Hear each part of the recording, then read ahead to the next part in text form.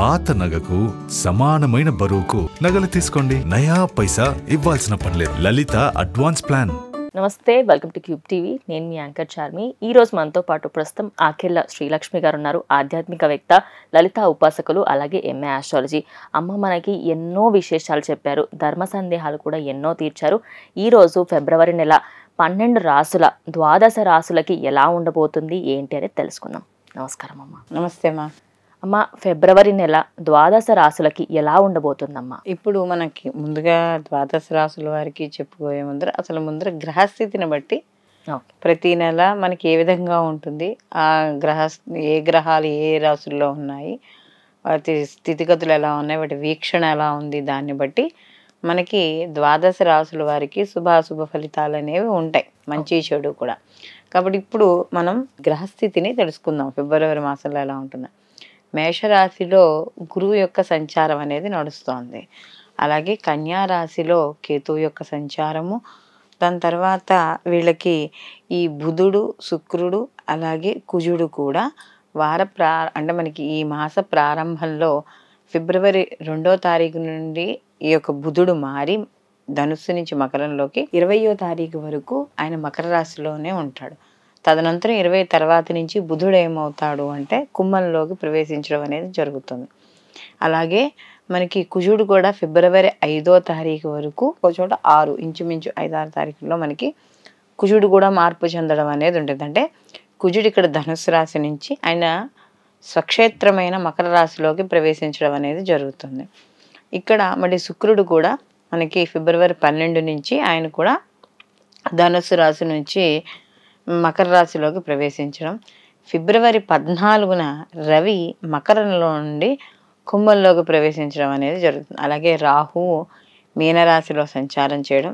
చంద్రుడు మనకి ఫిబ్రవరి మాసంలో చిత్తా నక్షత్రం అంటే కన్యా రాశి నుండి మళ్ళీ మాసం అంతా తిరిగి మళ్ళీ కన్యా రాశితోనే ఆయన అక్కడ ఈ మాసం ముగించడం అనేది, ఈ మాసంలో ఆయన సంచారం అనేది జరుగుతుంది. ఈ నెల గ్రహస్థితి అనేది ఈ విధంగా ఉంది. కాబట్టి దీన్ని బట్టి మన మిగిలిన ద్వాదశ రాశుల వారికి వాళ్ళకి ఎటువంటి శుభ ఫలితాలను పొందుతారు, వాళ్ళు ఎటువంటి విషయాల్లో జాగ్రత్తగా ఉండాలి, ఎటువంటి అంటే వాళ్ళు చేసుకోవాల్సిన పరిష్కార మార్గాలు ఏమిటి, అంటే వాళ్ళు ఎదుగుదలకు ఉద్యోగంలో కావచ్చు, వృత్తిలో కావచ్చు, సంతానంలో కావచ్చు, అంటే వాళ్ళ వివాహ విషయాల్లో కావచ్చు, అన్నింటికీ మనం ఇప్పుడు వాటి గురించి చెప్పుకుందాం.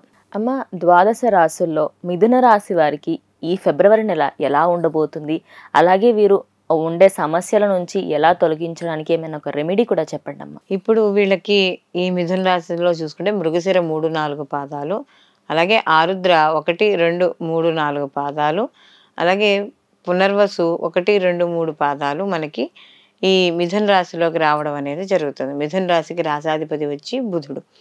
మిథున రాశిలోకి వీళ్ళకి ఫిబ్రవరి మాసంలో లాభస్థానంలో గురువు యొక్క సంచారం వీళ్ళకి విశేషమైన శుభ ఫలితాన్ని ఇవ్వడం అనేది జరుగుతుంది. వీళ్ళకి అంటే వీళ్ళకి సమాజపరంగా వీళ్ళకి మంచి కీర్తి గుర్తింపు అనేది తప్పకుండా ఈ మిథున రాశి వాళ్ళకి రావడం అనేది జరుగుతుంది.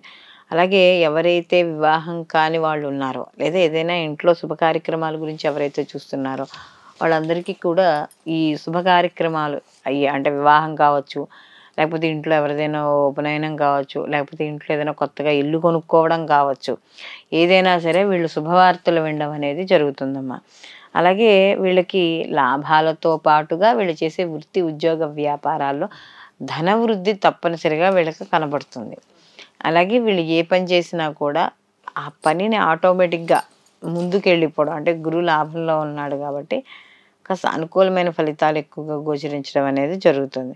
అలాగే కుటుంబ విషయాలు ఎవరైతే ఉన్నారో, అంటే ఇప్పుడు ఇంట్లో పెద్దవాళ్ళు ఉంటారు, తాతో అమ్మమ్మో లేకపోతే నాయనమ్మో లేకపోతే తల్లి తండ్రి, వీళ్ళతో పెద్దలతో మాట్లాడేటప్పుడు మాత్రం కాస్త జాగ్రత్త అనేది ఈ యొక్క మిథున రాశి వాళ్ళు కాస్త ఈ మాసంలో జాగ్రత్తగా ఉండాలి.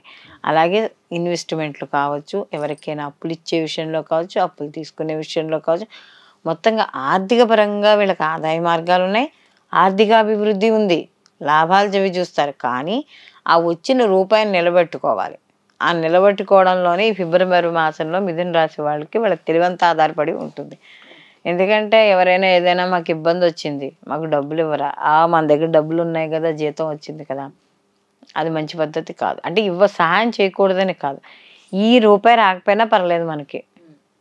నన్ను ఎవడో 10 రూపాయలు అడిగారు, ఇస్తాను. నా దగ్గర 100 రూపాయలు ఉన్నాయనుకోండి, ఇస్తాను. అప్పుడు నేను ఎప్పుడు ఇవ్వాలి?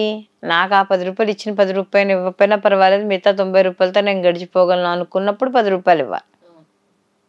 అలా ఉంటే ఇబ్బంది లేదు. అంతేగాని మనదంతా ఒలిచిపెట్టేసి నన్నే కదా అడిగారు, నేనే కదా మహాదాతని అని చెప్పి అలా ఇవ్వడం అనేది కుదరదు. అంటే కుదరదు మీన్స్ జాగ్రత్త తీసుకోవాలి, లేకపోతే ఇబ్బంది పడతారు. రెండూ ఉంటాయి, మంచి చెడు రెండూ ఉంటాయి కదా, అదనమాట. అలాగే ఇంకా ఉద్యోగాలు అవన్నీ కూడా మంచి అవకాశాలు, నిరుద్యోగస్తులకు ఉద్యోగ భృతి లేదా ఏదైనా కొత్తగా ఎందులోనైనా ఉద్యోగం రావడం అలాంటిది కూడా జరుగుతుంది. అలాగే కాస్త వ్యాపార పరంగా కూడా గురువు లాభస్థానంలో ఉన్నాడు కాబట్టి ఇందాక ఏ వ్యాపారానికైనా సరే, మనకి ఏ మంచి పనికైనా సరే ఓ పని చేయాలనుకో గురుబలం అనేది చాలా అవసరం. కాబట్టి వీళ్ళకి గురుబలం అధికంగా ఉంది కాబట్టి వాటి పరంగా కూడా ఎటువంటి ఇబ్బంది లేదమ్మా.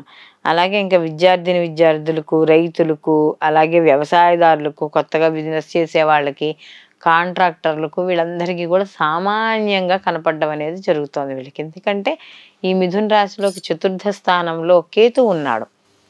సో ఈ విద్యార్థులకు కావచ్చు, ఈ భూములు కొనుగోలు అమ్మకాలు ఇలాంటి విషయాల్లో కొద్దిగా వీళ్ళు జాగ్రత్త అనేది వహించాలి. కాస్త ఆటంకాలు కూడా ఏర్పడే అవకాశం అనేది కనపడుతోంది. ఇంకా పంచమాధిపతి సంతానపరంగా చూసుకున్నప్పుడు శుక్రుడు అయ్యాడు కాబట్టి 7వ స్థానంలో ఉండడం వల్ల వీళ్ళకి అనుకూలమైన ఫలితాలు ఎక్కువగా గోచరించడం అనేది జరుగుతోంది. అలాగే ఈ మిథున రాశి వాళ్ళకి కానీ చూసుకున్నప్పుడు 10వ స్థానంలో ఈ యొక్క రాహు యొక్క సంచారం, దశమంలో ఎప్పుడైతే రాహు యొక్క సంచారం నడుస్తోందో వీళ్ళకి ఉద్యోగాల పరంగా వాటి పరంగా కూడా కాస్త చిన్న చిన్న ఒత్తిడులు ఉంటాయి. ఒత్తిళ్ళు అనేవి సహజంగా ఉంటాయి, కానీ దాంతోపాటు అభివృద్ధి కూడా కనపడుతుంది వీళ్ళకి. అంటే సమాజపరంగా కూడా నూతన వ్యక్తులను కలుసుకోవడం, ఉన్నత స్థాయి వ్యక్తులను కలుసుకోవడం, వాళ్ళతో ఇష్టాగోష్ఠులు చేయడం ఇలాంటివి కనబడుతూ ఉంటాయి. కానీ ఆరోగ్య విషయాల్లో మాత్రం అప్పుడప్పుడు ఈ మిథున రాశి వాళ్ళు జాగ్రత్త వహిస్తూ ఉండాలి. సంతానపరంగా కూడా కొంతవరకు వీళ్ళకి అనుకూలంగా ఉండడం అనేది జరుగుతుంది. పెద్దగా ఇబ్బంది పెట్టవు. ఎక్కువగా ప్రతిదీ ఏదో ఆలోచించేసి చేసేయాలనే ఉండదు. ఒక లైఫ్ని ఎంజాయ్ చేసుకుంటూ వెళ్ళిపోవడం అనే దృష్టితో వీళ్ళకి ఒక్కోసారి వీళ్ళ ప్రవర్తన కావచ్చు, వీళ్ళ మాటలు కావచ్చు, ఏదైనా సరే వీళ్ళ తీరు అలా కనపడుతూ ఉండడం అనేది జరుగుతుంది.